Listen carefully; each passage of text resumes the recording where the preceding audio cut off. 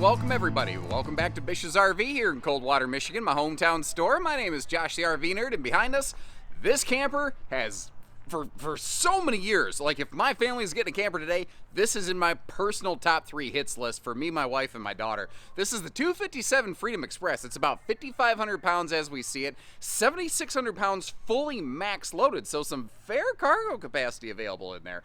But what I like about this, it's under 30 feet, very solid option for half tons, wide stance stability axles for easy towing, now with tire pressure monitoring, which I love this camper before it even had that.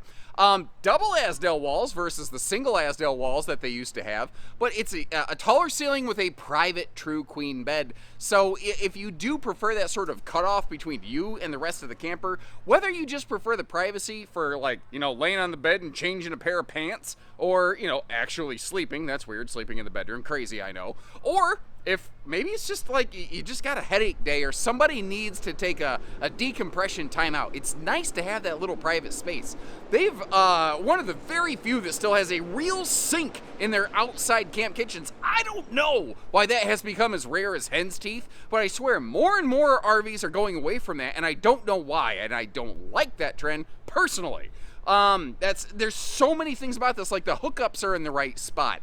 We're looking at it today with a gas electric 2-way fridge versus a 12 volt that you normally find here in the Midwest, because this camper was actually earmarked for one of our Western stores originally, but it got shifted over here. That's one of the other advantages you have with working with Bish's RV as well. Maybe your local Bish's store doesn't carry these, but some other place does. We could always shift inventory between sister stores. Now, it's got a couple hiccups, it's got a couple hangups. Overall, though, I think this is a pretty solid layout. I will tell you, like, if you're wanting to be able to sit inside and watch TV comfortably on a rainy day, probably not the best camper for you. The TV is there just as an absolute, maybe just air filler. It's not a direct-facing entertainment, but giving you good, bad, ugly, fair information as we go, that's what I'm going to do here for you. And if you appreciate that, hit that subscribe button, and let's get going. Let me know what you think of the camper as we roll on.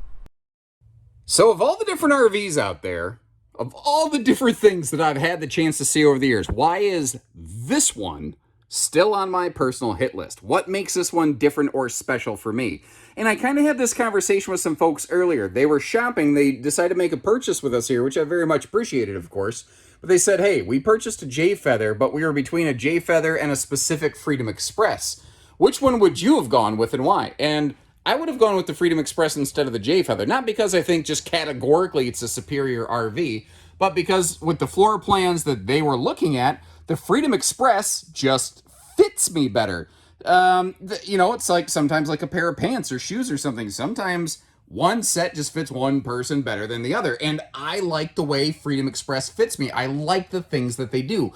Like the taller ceiling that is in these. It's 6'9" all the way across. So it's vaulted on the outside, but it's a linear 6'9" inside.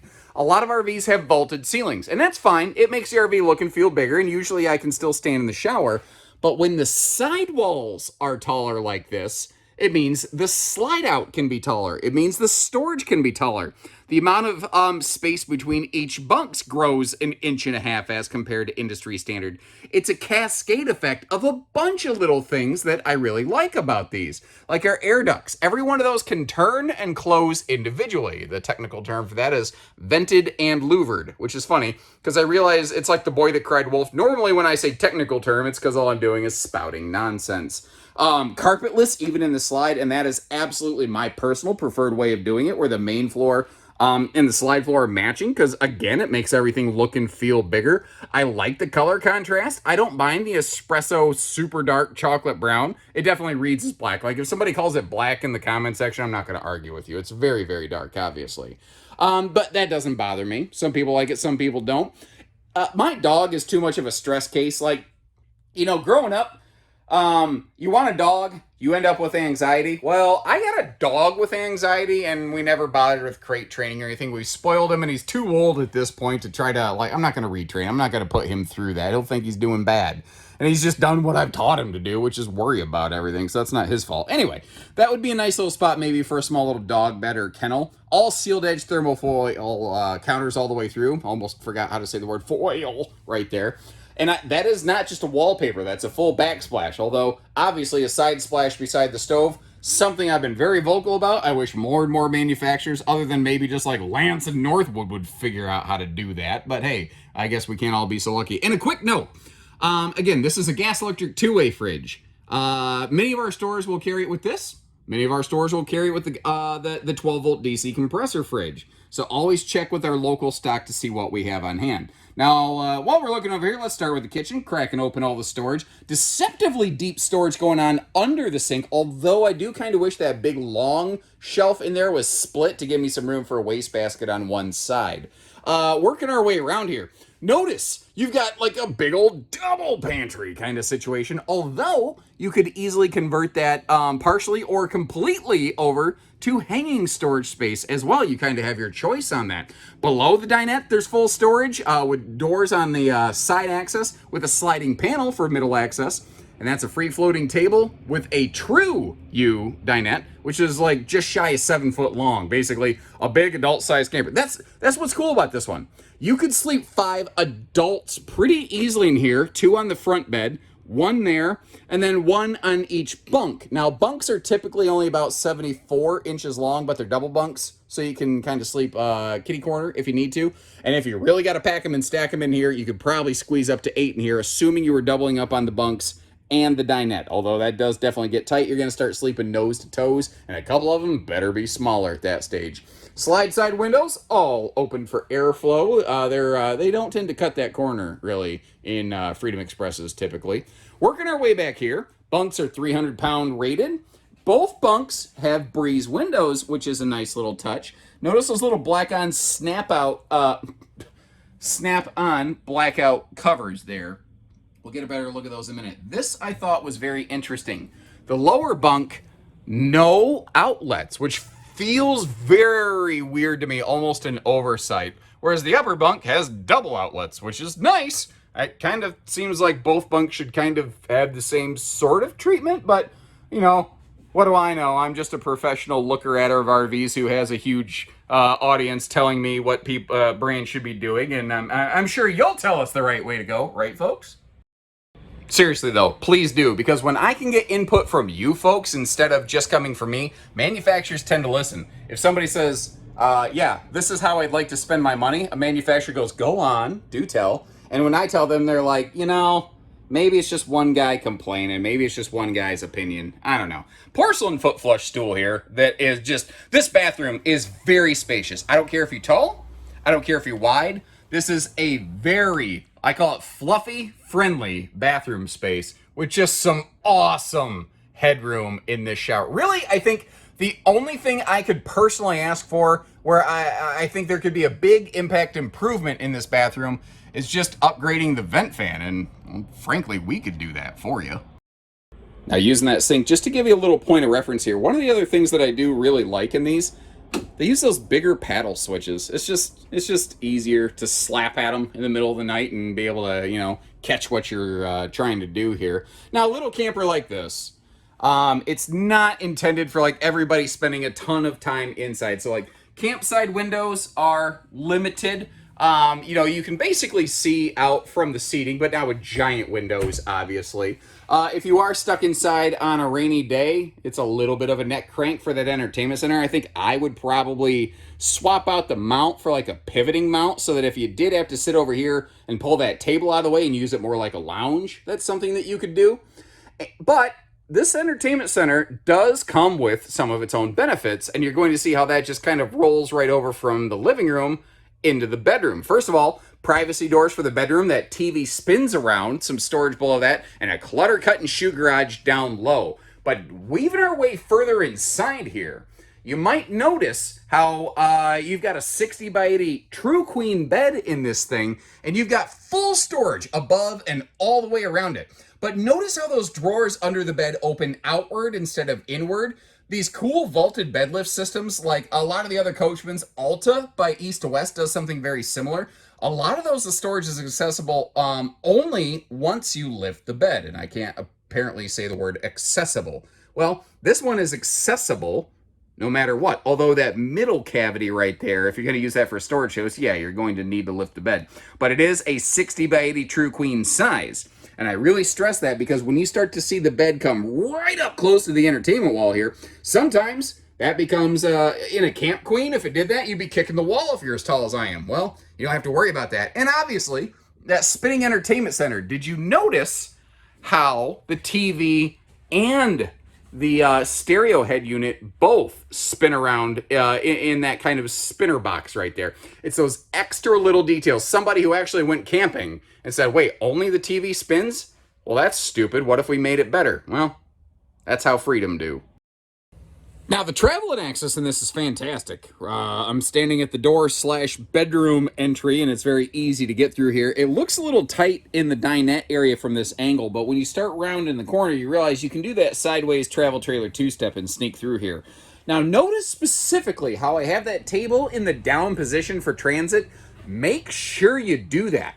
I have noticed there's frankly a disturbingly high frequency of tables being left up in transit. Even when people are leaving dealerships with brand new RVs, if that table's left up to kind of bounce around, it's going to jiggle bang, it's going to smash into something. And one of the downsides with that darker wood tone is it's got light colored actual wood under it. And when you bust that surface on that, basically it's going to show like crazy.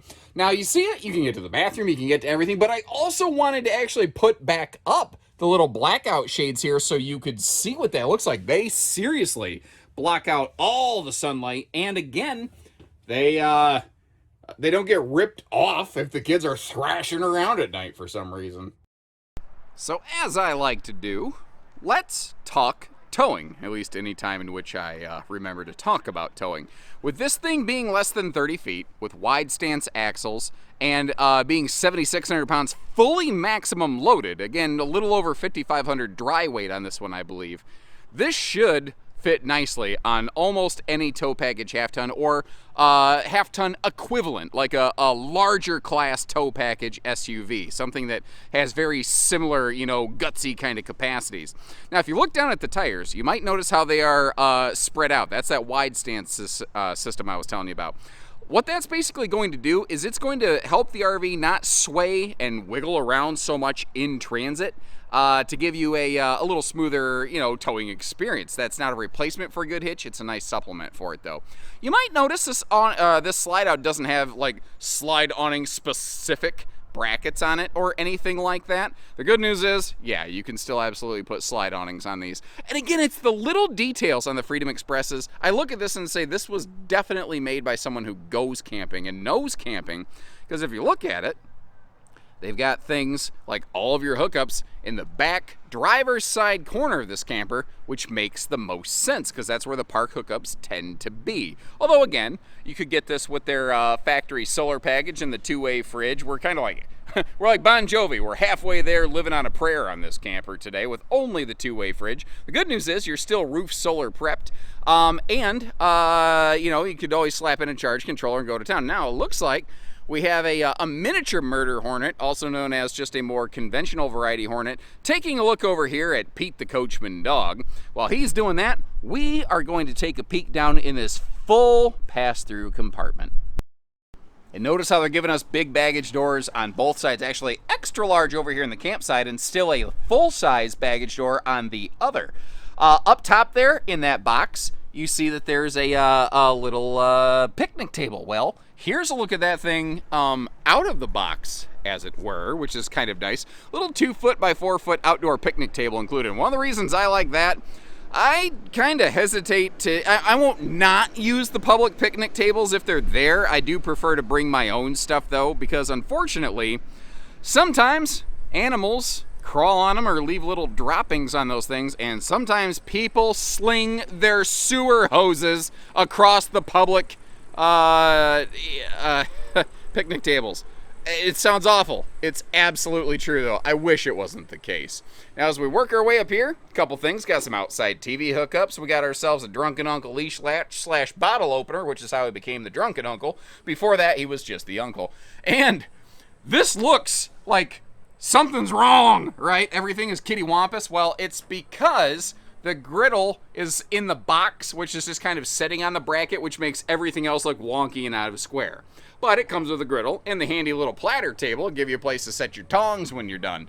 I talk about this all the time, but if I'm being nitpicky, the speakers are up a little high for my taste. I can deal with it, though. I probably just wouldn't use them. I'd bring my own Bluetooth speaker. We got ourselves some blackout tinted windows right here. Those are very similar to the tree in my neighbor's backyard.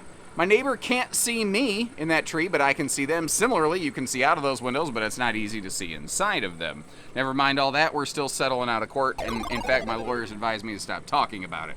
Little outdoor mini fridge. It is not wired to any sort of inverter, though, so that does not operate in transit. But we can get, there's that. Now that's a bee. That's not a murder horn. I'm getting visited by all the little flying stingers today. What manner of Pokemon is this again? Regardless. This is a slide open mini camp kitchen with another utensil drawer and a real sink in a real drain, well, with a real drain that actually does go into a holding tank. It's a 30 amp controller. If you wanted to expand on that, you totally could. If you'd like me to expand on that, leave me a comment. And that's a look at it in the kind of retracted traveling mode, just to give you an idea. There's little latches that kind of hold it in place. And I get all gaga over that because there's very few RV camp kitchens that are actually including a real sink anymore. Some of them, it seems like today, if you're lucky, all they give you is the little dog dish where you can throw water on the ground, and the lady in the seasonal site just starts screaming at you through her windows where she's been peeking at you the whole time. Creepy, right? Anyway, but she's not wrong. You shouldn't be flipping your water all over the place on the ground, you know? Actually, I think we're pretty good here. Let's take a look up top at the roof. And when we do that, one of the things that you'll see is this default version here has that standard roof solar prep. But one of the options that you do have available on these is a 175 watt roof factory solar package, but that has... Now, if you see what you like here, I'm an idiot. If you like what you see here, I can't believe. Anyway, every time, everything just always falls apart at the end of my videos. Obviously, I don't edit stuff because I'm still talking about it. If you like what you see here, almost did it again. But you're like, I'm looking for something maybe a little more casual. I'm looking for something a little more budget friendly. Check out the J-Flight 242 BHS, and I think you're gonna like what you see. Or if you're like, you know, I kind of like a Murphy bed because it makes the whole RV look and feel bigger. Look at the 238 Freedom, the 2509 Rockwood, and I'll leave you links for all those in the video description, provided I remember to do so. And if I fail to remember that, leave me a note and I'll get it fixed. Until next time, take care, stay safe, have fun. Thanks for watching, everyone.